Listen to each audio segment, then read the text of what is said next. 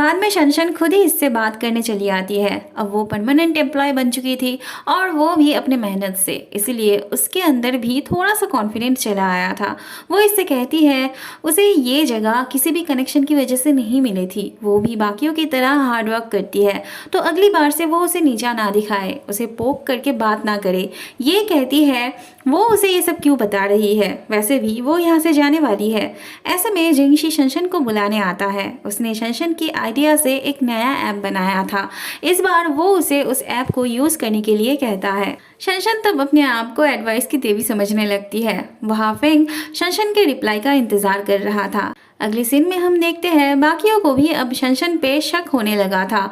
उन्हें भी लग रहा था बॉस के साथ उसका ज़रूर कोई चक्कर चल रहा है। उसे परमानेंट एम्प्लॉय का पोस्ट भी उन्हीं की वजह से मिला।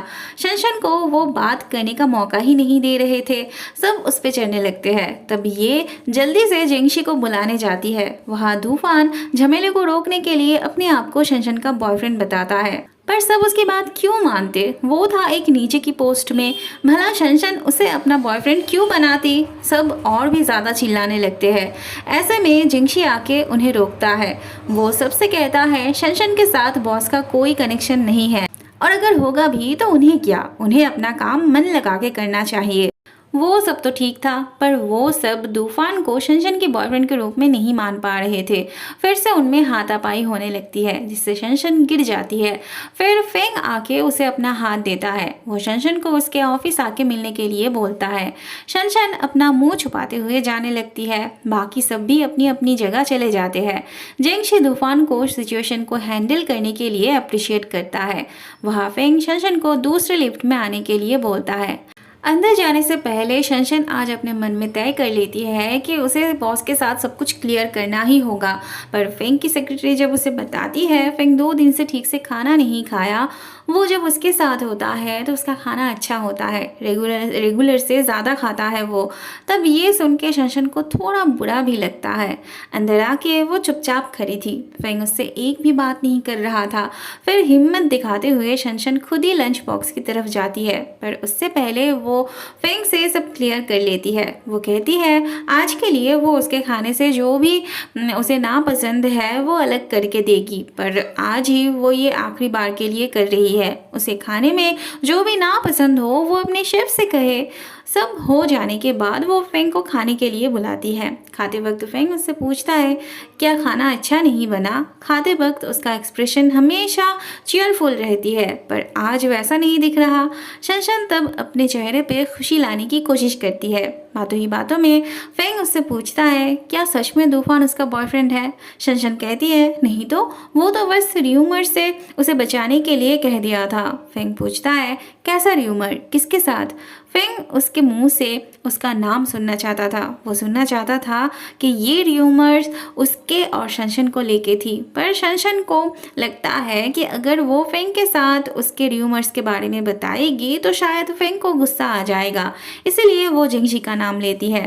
पर फेंग को तो इससे ही ज़्यादा गुस्सा आता है। वो उसे चुपचाप अपना खाना ख़त्म करने के लिए बोलता है। अगले सीन में हम देखते हैं लू शुआंग कहीं गलत ना समझे, इसीलिए शनशन उसे बता देती है कि उसने उसके हस्बैंड को थोड़ी देर के लिए अपना बॉयफ्रेंड कह के चलाया था। लू शुआंग कहती है उसका हस्बैंड कहाँ से आया। शनशन उसे पूरी बात समझाती है। वैसे लू शुआंग को थोड़ा सा बुरा तो लगा था, पर दोस्त के लिए इतना तो बनता था। बॉस क्या सोच रहा है तूफान को लेके, इससे ज़्यादा जिंगशी क्या सोच रहा था इसको लेके शनशन ज़्यादा परेशान थी। उसे समझ नहीं आ रहा था कि वो कैसे जिंगशी को समझाएगी कि उसके और तूफान के बीच कुछ नहीं है। तब लू शुआंग कहती है इतना सोचने की ज़रूरत नहीं है उसे, वो जिंगशी को एक मैसेज करे। शनशन जब उसे मैसेज करने जाती है तब देखती है बॉस ने डेटिंग ऐप बैन कर दिया है।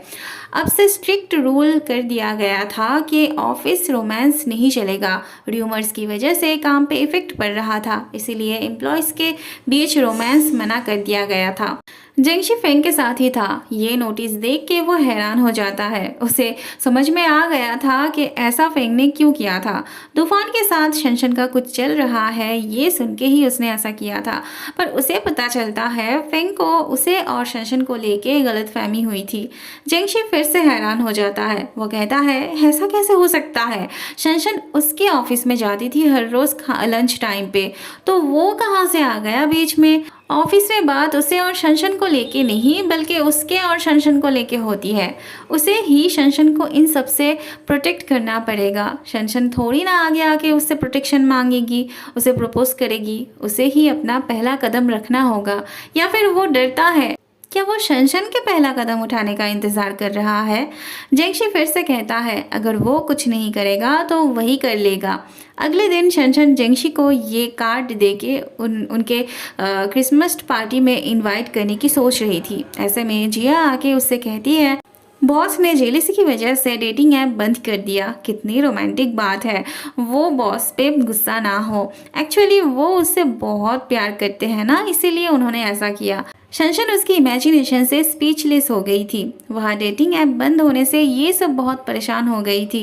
इनकी परेशानी ये थी कि अगर कोई मेल वर्कर अपनी पार्टनर के बारे में सबको ना बताए तो फिर उसे दूसरे लड़की से फ्लर्ट करने का मौका मिल जाएगा ना। ऐसे में उस फीमेल वर्कर का क्या, वो तो अपने बॉयफ्रेंड को खोने की डर से काम पे ध्यान ही नहीं दे पाएगी। इससे कंपनी पर भी इफेक्ट पड़ेगी। सबको पता था अगर कोई बॉस से बात करके डेटिंग ऐप चालू करवा सकता था तो वो सिर्फ शनशन थी। इसीलिए सब उससे रिक्वेस्ट करने लगते हैं। अब वो जो कह रहे थे काम में इफेक्ट पड़ने वाली बात, वो चीज़ शनशन को भी सही लगती है और उसे भी डर था अगर कभी ना कभी जेंगशी के साथ उसका कुछ हुआ तो फिर वो भी तो अपना रिलेशनशिप स्टेटस नहीं देगा, सबसे छुपाएगा। बस इसी वजह से वो बाकियों की बात मानने के लिए राजी हो जाती है। तब सभी खुशी से उछलने लगते हैं। पर शनशन जब बॉस से बात करने आती है तब उसे पता चलता है वो मीटिंग के लिए शहर से बाहर गया हुआ है। तभी फेंग के सेक्रेटरी को उसका कॉल आता है तो वो उससे कहती है शनशन उससे मिलने आई है, वो उसे बहुत मिस कर रही है। बेचारी शनशन बेकार में फंस गई। वहाँ फेंग को लग रहा था उसका दूर जाना दवाई की तरह काम किया। शहर से दूर जाने का फैसला लेके उसने सही किया। अगले सीन में हम देखते हैं सभी लड़कियां मिलकर जेंगशी के बारे में बात कर रहे होते हैं। उसके पिछले 7-8 एक्स गर्लफ्रेंड के बारे में बात कर रहे होते हैं। सभी बहुत हाई प्रोफाइल की थी। कहाँ वो सब और कहाँ उसकी एक्स गर्लफ्रेंड्स। वो लोग कभी भी उसके एक्स गर्लफ्रेंड्स को कम्पीट नहीं कर सकते थे। ये सब सुन के शनशन का कॉन्फिडेंस लो होने लगता है। जो उम्मीद उसके दिल में जगी थी वो फिर से सोने लगती है। उसे पहले भी इन सब के बारे में पता था पर उसे समझ नहीं आ रहा था वो दुखी क्यों थी। ऐसा ही तो होना था। अब वो अपना सारा दुख अपने बहन से शेयर करके हल्का होना चाहती थी पर वो देखती है उसकी बहन खुद ही अपने लव लाइफ से परेशान थी। उसे पता चलता है कि लियो और उसका बॉयफ्रेंड हर रोज इसी तरह से झगड़ा किया करते थे। अगले दिन ऑफिस में एक एक करके सभी शनशन को किसी ना किसी बहाने से अपना काम दे के जाती है। शनशन भी मना नहीं कर पाती। अगले दिन शनशन जेंगशी से बात करने तो आती है पर अंदर जाने से झिझक रही होती है। फिर तो जेंगशी ही उसे अंदर बुलाता है। जेंगशी शनशन से कहता है फेंग अभी तक नहीं आया। अब शनशन को समझ नहीं आ रहा था कि जेंगशी उसे भला फेंग के बारे में क्यों बता रहा था। शनशन ने तय कर लिया था अब से वो जेंगशी के बारे में नहीं सोचेगी, बस अपने काम पे फोकस करेगी। और वही बात वो जेंगशी से भी कहती है। जेंगशी कहता है वो उसे पसंद तो करता है पर पसंद करना मतलब प्यार नहीं होता। शनशन बहुत ग्रेटफुल थी जो जेंगशी ने अपनी फीलिंग्स उसे ऑनेस्टली बताई। अब से वो जेंगशी को लेके एकदम क्लियर हो चुकी थी। उसे अब काफ़ी अच्छा भी लग रहा था। वो सोचने लगती है कि फेयरी टेल्स बस कहानियों में ही होती है, रियल लाइफ में वो कभी भी सिंड्रेला नहीं बन सकती। 3-4 दिन से वो एक ऑर्डिनरी लाइफ जी रही थी। बॉस के पास ना जाने से अब वो किसी की क्यूरियोसिटी की टॉपिक नहीं थी। वो फिर से एक आम एम्प्लॉय बन चुकी थी। एक तरफ वो इसके लिए खुश भी थी और कहीं ना कहीं थोड़ा बहुत उदास भी थी। ऑफिस के सभी न्यू ईयर पार्टी के लिए चले गए थे, बस शनशन को टाइम का ख्याल नहीं था। 11:30 बजे वो ऑफिस के छत पे जाती है और न्यू ईयर का इंतज़ार करने लगती है। उसे लग रहा था ऑफिस में कोई नहीं है। हैं, इसलिए वो जोर जोर से शहर को विश करने लगती है। ऐसे में फेंग भी वहाँ आता है। उसे देख के शनशन चौंक जाती है और अभी अभी उसने जो चिल्ला के बात की थी उसके लिए माफ़ी मांगने लगती है। फेंग उसे चुपचाप काउंटडाउन देखने के लिए कहता है। नया साल पड़ते ही जब फायरवर्क्स होने लगती है, शनशन तब एक्साइटेड होकर फेंग का हाथ पकड़ लेती है।